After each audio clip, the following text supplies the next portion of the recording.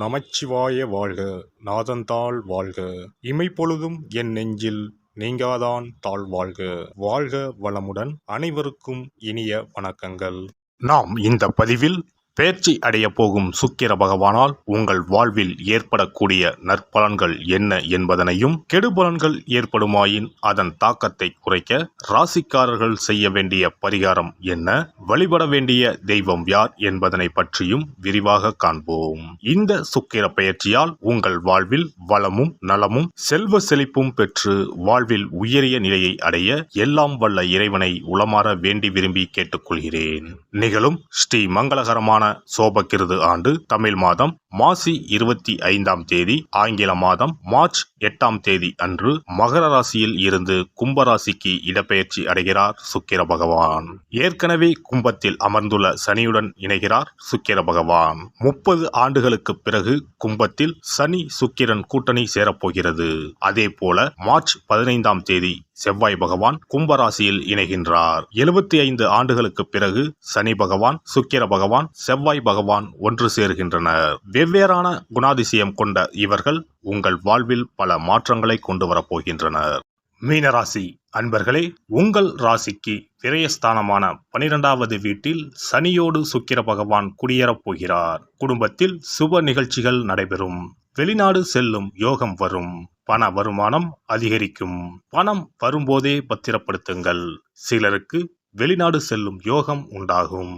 படிப்புக்காக கூட சிலர் வெளிநாடு செல்வார்கள். சுப விரய செலவுகள் ஏற்படும். வீட்டிற்கு தேவையான டிவி, ஃப்ரிட்ஜ், ஏசி போன்ற பொருட்கள் வாங்கலாம்.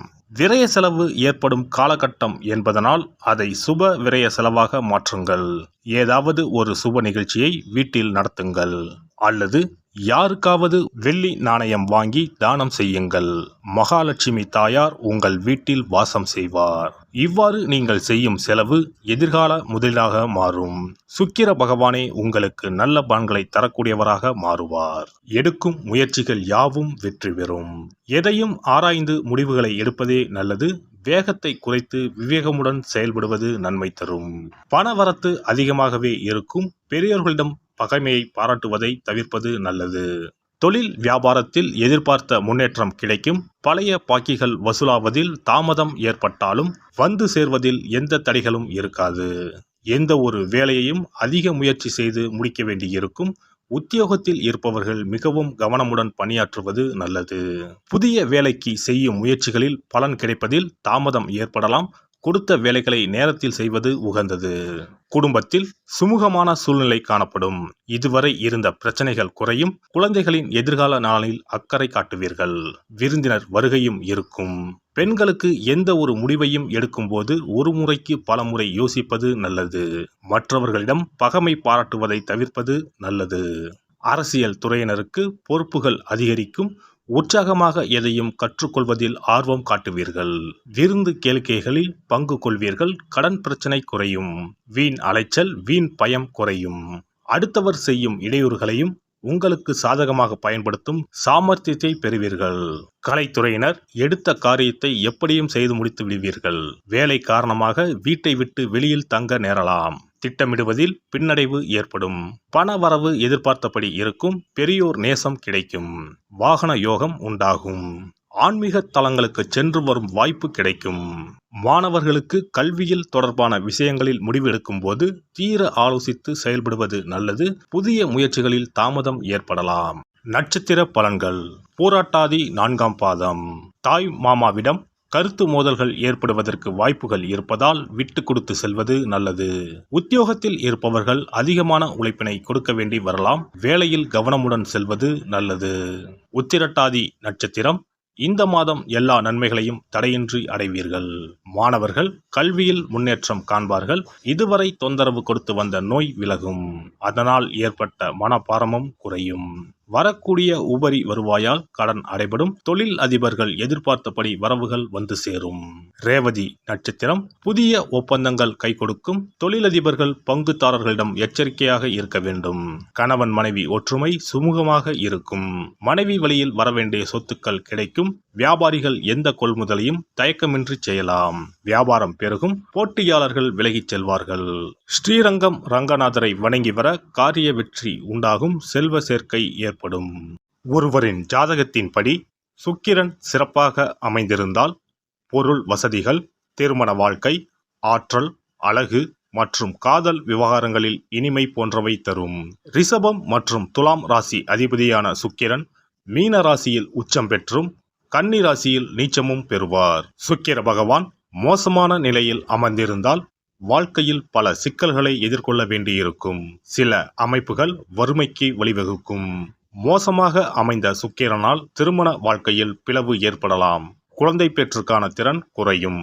சுக்கிர வழிபாடும் மகாலட்சுமி ஆராதனையும் செய்து வர சொந்த வீடு அமைவது நிச்சயம். சுபிட்சம் கிடைப்பது உறுதி. மகாலட்சுமி தாயாரை வணங்கி வந்தால் சுக்கிர யோகம் கிடைக்கப் பெறலாம்.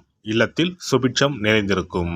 பணம் இல்லாமலே வங்கி முதலான கடனை கொண்டு வீடு கட்டும் யோகமும் பலருக்கு உண்டு.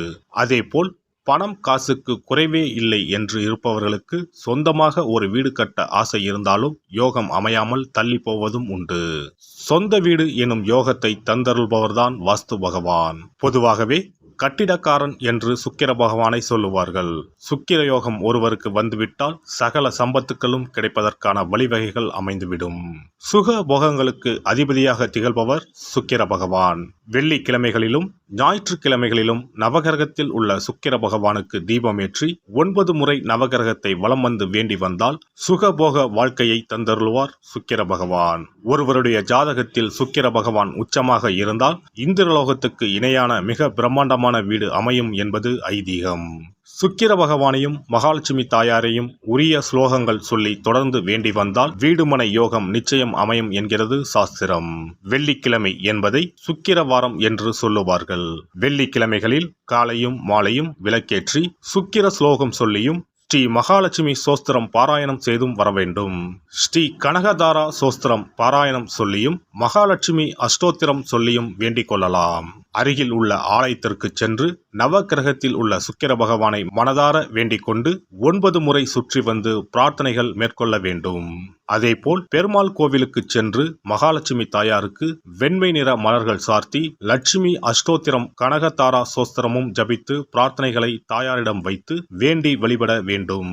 வேண்டியதையெல்லாம் தருவார் தாயார். மகாலட்சுமி தாயாரை வணங்கி வந்தால் சுக்கிர யோகம் கிடைக்கப் பெறலாம். இல்லத்தில் சுபிட்சம் நிறைந்திருக்கும். புது வீடு பால் காய்ச்சும் யோகமும் உண்டாகும். ஜாதகத்தில் சுக்கிரன் வலுவாக இல்லையெனில் வெள்ளிக்கிழமைகளில் சுக்கிர பகவானுக்கு மிகவும் விருப்பமான வெள்ளை அல்லது இளஞ்சிகப்பு ஆடைகளை அணிய வேண்டும். இதனால் சுக்கிரனின் தீங்கு புலன் குறையும். 33 கோடி தேவர்களின் அருளை பெற்றிட காமதேனு எனும் பசுவை வணங்குவது அவசியம். பசுவுக்கு விருப்பமான உணவு வழங்குவது சிறந்தது. வெள்ளிக்கிழமைகளில் வெள்ளை பசுவுக்கு உணவளிப்பதால் சுக்கிர பகவானின் அருட்கடாட்சத்தை பெறலாம். பசுவுக்கு உணவளித்து வருவதால் சுக்கிரனின் பலம் அதிகரிக்க தொடங்கும். இந்து சமயத்தின் மிக புனிதமானதாக தான தர்மம் பார்க்கப்படுகிறது. சுக்கிரனின் அருள் பெற வெள்ளிக்கிழமைகளில் கோவிலுக்கு சென்று வழிபட்டு வருவது நல்லது. உங்களால் முடிந்த அளவுக்கு தான தர்மங்கள், அன்னதானம், நன்கொடைகள் வழங்குவது மிக நல்லது.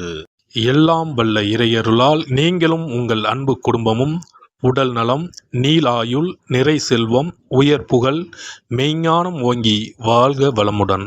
இந்த வீடியோ பதிவு உங்களுக்கு பிடித்திருந்தால் லைக் பண்ணுங்க, கமெண்ட் பண்ணுங்க, ஷேர் பண்ணுங்க. மறக்காம சப்ஸ்கிரைப் பண்ணுங்க. பக்கத்துல இருக்கிற பெல் பட்டனை கிளிக் பண்ணுங்க. நன்றி, வணக்கம். ஓம் நமச்சிவாய. சிவாய நம.